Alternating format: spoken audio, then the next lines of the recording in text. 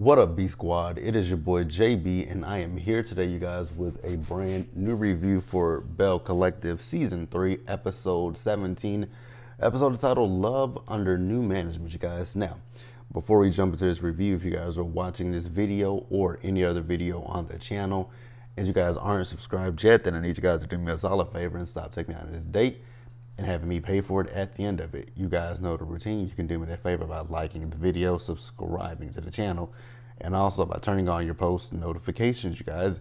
And with that out of the way, without further ado, let's go ahead and jump into this episode of Belle Collective, shall we? All right, you guys, so this episode, I don't know how I felt about this episode because I felt like quite a few of these scenes in this episode were, forced, not real, and I'll tell you guys the scenes as we get to them. Well, the first one that we get to is one of the scenes that I was like, this just cannot be 100% real, or if it is, it was odd. Now, we picked up where we last left off. You guys remember in the last episode, we ended things with Letitia and Glenn, right? And they were talking to those, the bank owners, right? And I'm still kind of, on the fence if that was a real scene or not, because of the fact that Glenn really wanted to sit there and have the conversation in front of those people right there in the room. And then when they went into the bedroom, put your game face on. No, you put your game face on.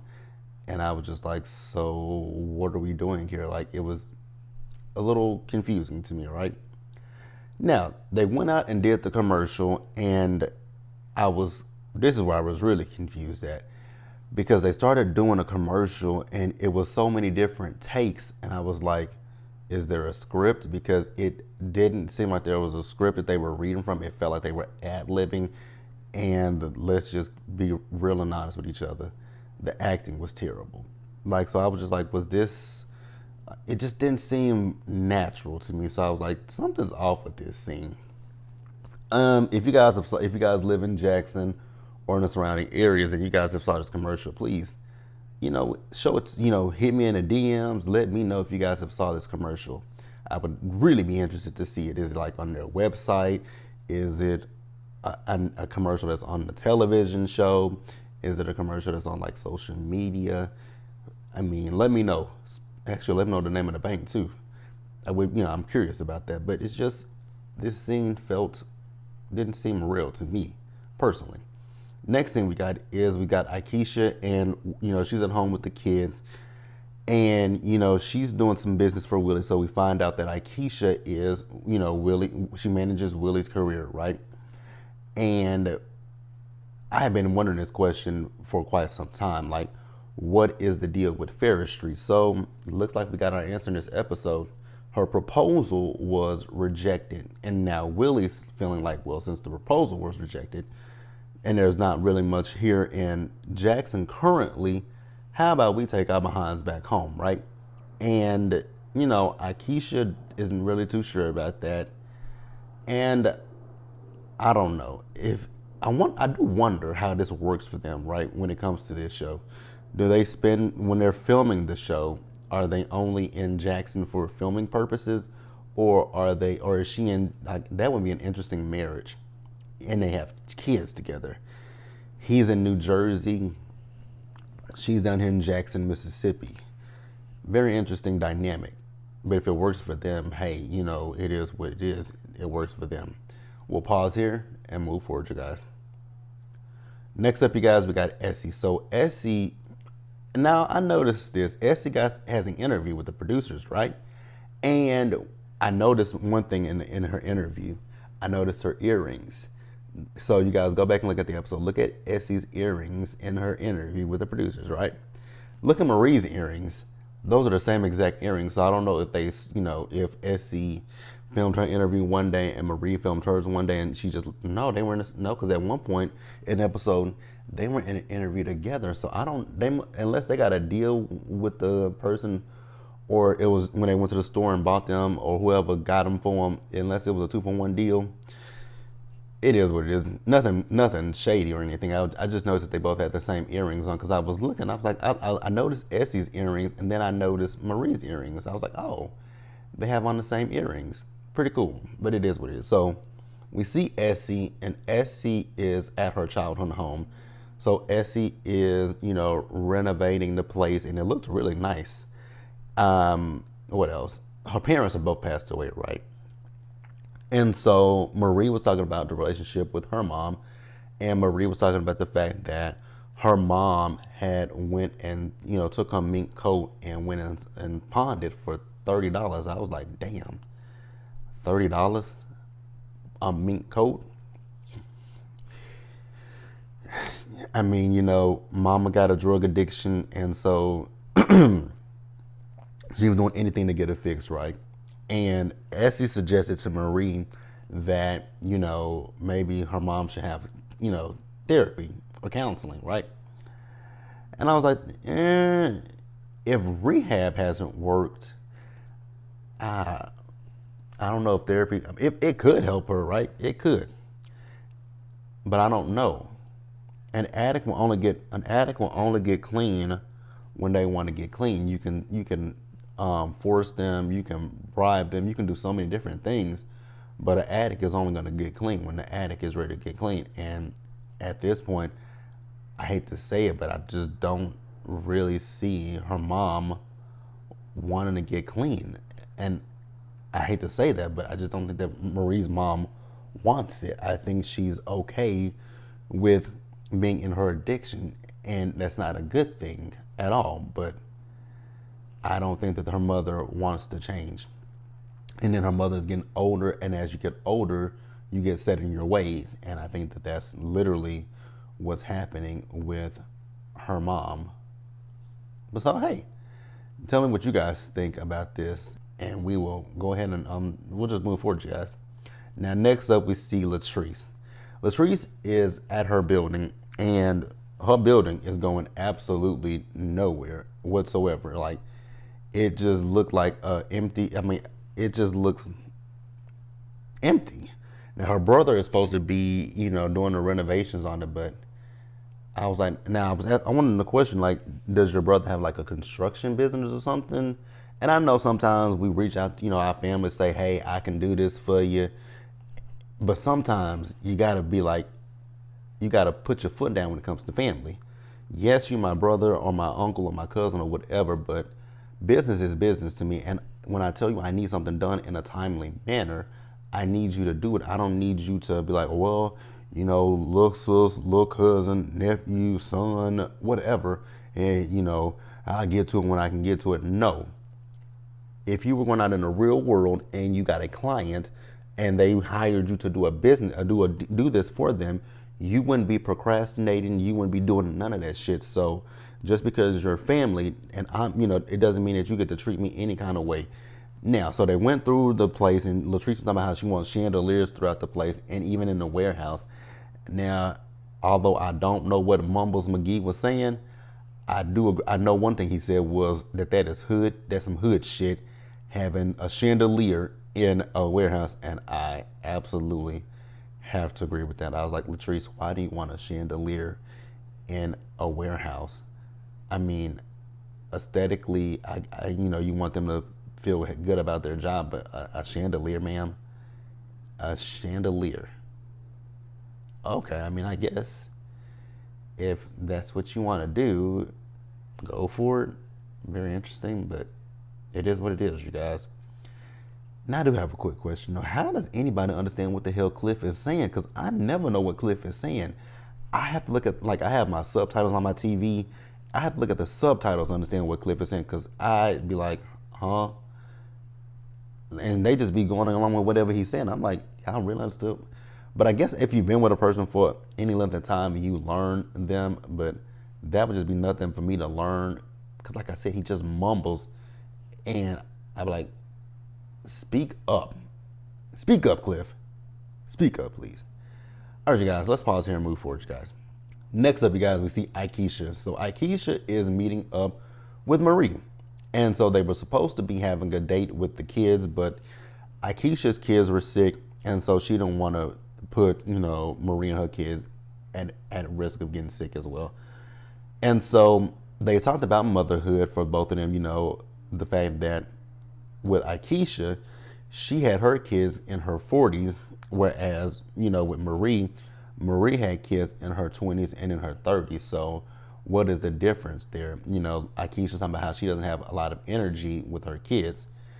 And that's something that, you know, you think about when you want to have children. I'm like, ugh, do you want to have kids in your 40s? And I'm speaking for me personally. Like, do I want to have kids in my late 30s, early 40s, or do I just want to have kids, you know, in my early 30s?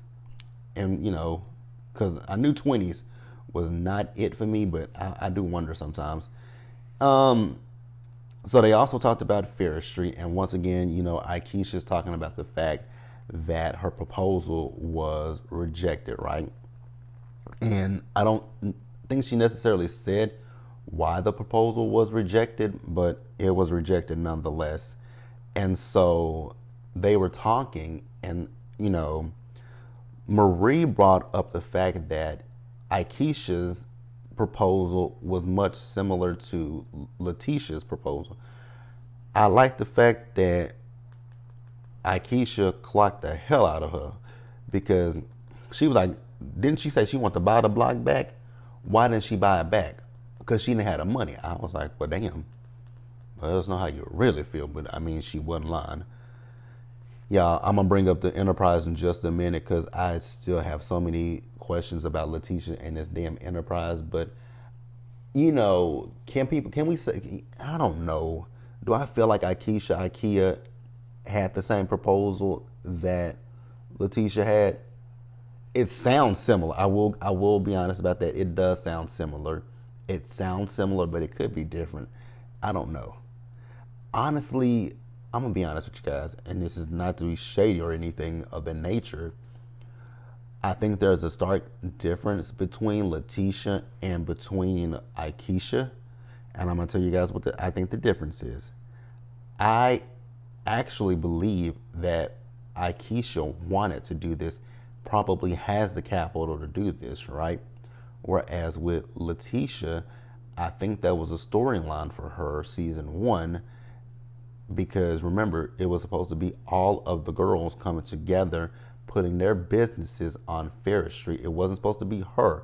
She was supposed to buy the block back, but all of them were supposed to have businesses on Ferris Street. And I think it was just a plot line. I honestly do. I don't think that she ever really intentionally intended on doing anything on Ferris Street. And just being honest with you guys, that's my personal opinions. If you like Letitia, I like Letitia, right? Don't have a problem with her, but I never bought that storyline. Once again, let me know your thoughts and your opinions in the comment section below, you guys. Next up is Letitia. Letitia is down at the Enterprises. And once again, what does Letitia let me see if I can find it on the internet because I'm thoroughly confused.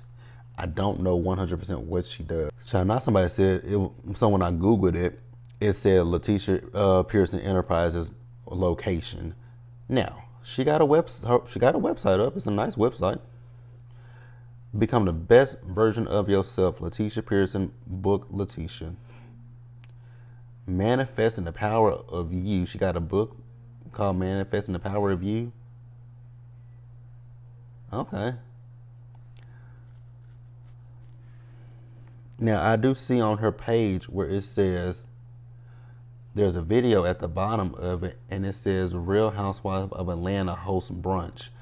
And I see this brunch, I see Kenya, and I see Tambra was at the brunch. But I don't see Letitia, and that is definitely Tambra. That is definitely Tambra. This video was absolutely old, by the way. No shade. This video is old. Because this is like season 5 of Real Housewives of Atlanta with Kenya. There's a god dang on that. So, oh, there is Letitia. She's the founder CEO of Women Brunch Mississippi. Okay. But why did it say Real Housewife of Atlanta? One thing I will say, Letitia, girl, this wig is horrible on this video. Is that Portia? That's Portia. Which season? This is early Real Housewives of Atlanta with Portia. This has got to be season 5 or 6.